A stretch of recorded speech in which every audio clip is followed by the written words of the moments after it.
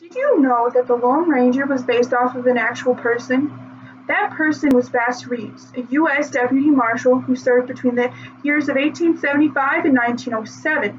Within those 32 years of his service, he arrested over 3,000 outlaws, and not once did he get shot himself. He was born a slave and eventually evolved into a respectable lawman. This is because he sought out justice. He did not seek out revenge. He was born and raised on a southern plantation where he would often work as his master's servant in the main house.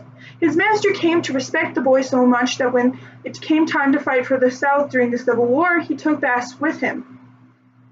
Although after the war was over, Bass ran away to the Indian Territory, now Oklahoma State.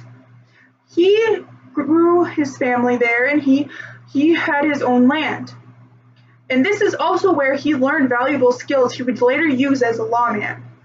Now, he became a lawman because the hanged judge, Isaac C. Parker, asked the U.S. Marshal, James Fagan, to go seek out 200 deputy marshals that could help him bring the law to all over the United States.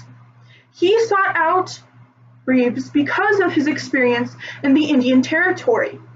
So then Reeves was hired as a deputy marshal. He then was assigned to work in the Indian lands to bring outlaws to justice.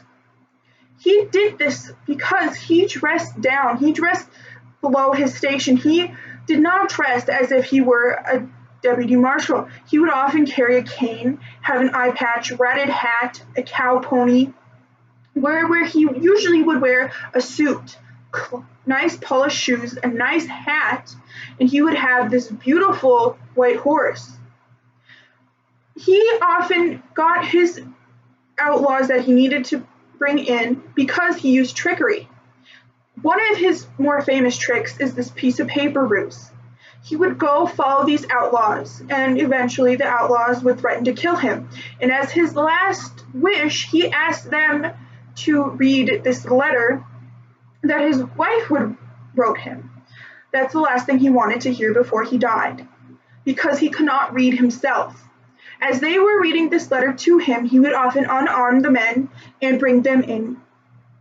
Another story, he followed these two outlaw brothers, and then when they came upon their childhood home where their mother still lived, he dressed himself up as an outlaw, and he said he was running away from the deputy marshal, Bass Reeves.